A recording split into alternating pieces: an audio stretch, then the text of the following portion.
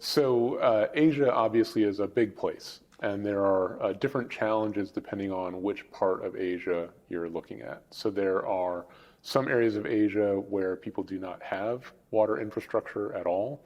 So bringing clean drinking water, bringing sanitation services is an important thing for people that don't have access to it. At the other extreme, you have places like Singapore that are very advanced in terms of the infrastructure that they've got, and then also very aggressive in terms of how they're trying to advance the industry. And so on the one hand, you've got places that are looking to just build infrastructure and provide that service. At the other end of the spectrum, you have places that are really trying to optimize so that they can not only serve water to the people, but also do so in a way that reduces their energy consumption, their carbon footprint, is more reliable, has fewer breaks, fewer service interruptions, and so on. So if we look at sort of the history of water utilities, a lot of the things that they've been doing, many utilities have been, serving water or collecting wastewater and treating it and so on for decades, if not centuries. When we look at these systems, though, one of the very difficult things about them is this infrastructure is almost entirely buried. You can't see it.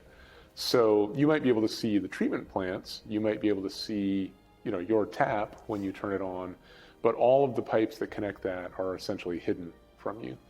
And so one of the challenges in the industry is, well, how do you see what's happening in something you can't physically see? And so one of the answers to that is you start to bring together different technologies digitally to make that happen.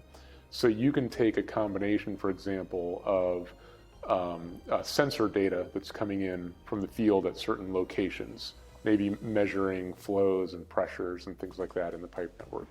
You can combine that with something like a hydraulic model, which might be able to simulate how water is flowing through that underground network of pipes. And then by combining them, you can start to see combinations of what the expected behavior is, what the actual behavior is, and where there are differences, you can recognize where there might be a leak that you were unaware of, or there might be some valve that's not operating the way you thought it would, or a pump that's maybe not performing the way you thought it should, and you need to inspect it. So taking all of this information and combining it digitally lets you see things through this network of systems that you wouldn't be able to see if you were just using traditional methods. So some amount of digital water management is pretty commonplace today. If you're designing a new water system, if you're extending a system, it's very common to be using software tools to help with that design because they're complicated systems.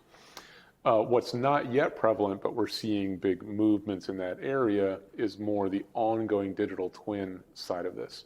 And there are a few different types of applications that we might talk about as part of that. So one is if you think about something like a treatment plant.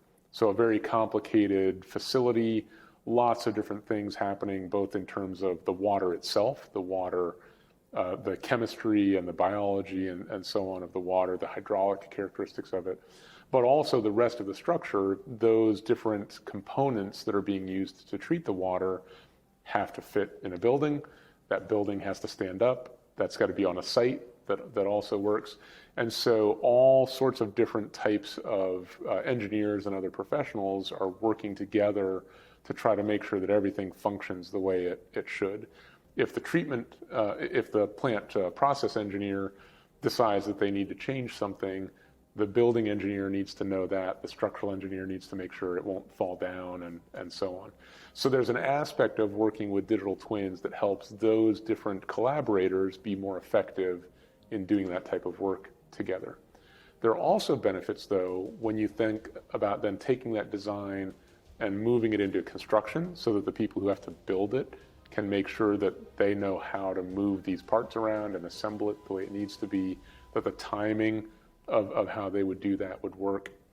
And then, of course, once they are done and you're operating this facility, all that information that you knew when you designed it, you want to be able to benefit from that in the operations. So if you're tracking the ongoing performance of your system, you would want to know if a pump starts to not behave the way it should, for example, right? Every piece of equipment degrades over time. And so if a pump starts to degrade, that means that it's not operating maybe as efficiently as it could be or as it was designed to. If the conditions out in the network are dramatically different from what the initial design was, that pump may not even really be operating at all. It might be using energy and spinning, but not actually delivering water if the system characteristics have changed. So part of the digital management is actually looking at how this entire network behaves and then how the individual components within it are performing. And then you can use that to make better decisions about maintenance and inspection. You can make better decisions about rehabilitation or replacement. And then again, every utility, eventually you're going to expand, you're going to repair something, you're going to reroute something. And so being able to make those better planning decisions, the better capital improvement decisions and design decisions. Actually the pump example that we just talked about would be a good example of that, where in order to move water from a low place to a high place or pressurize that water, pumps take energy. And so for many, many water utilities, one of their biggest expenses is actually their energy expense. But not only is it an expense in terms of the direct dollar cost, it's also expensive for the globe in terms of the greenhouse gases that are associated with the energy production that it took to do that.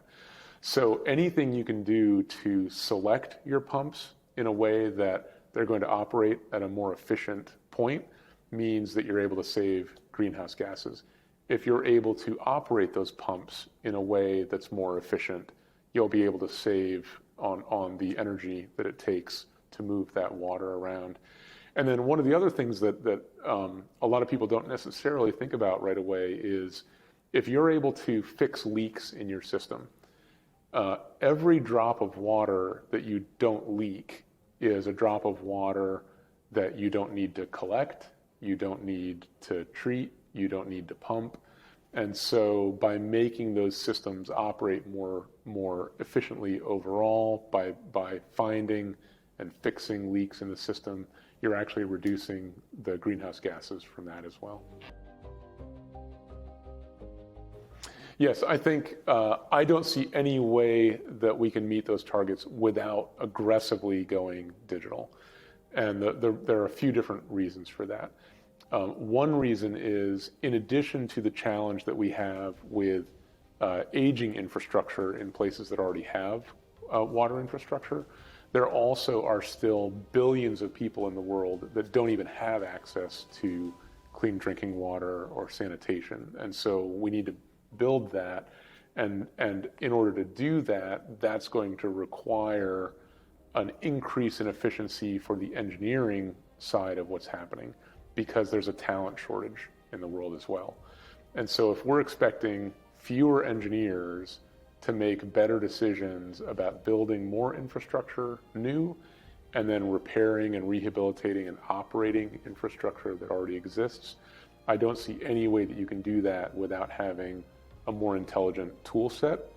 And the best way to do that is through these combinations of digital tools, bringing together these technologies to make that type of decision.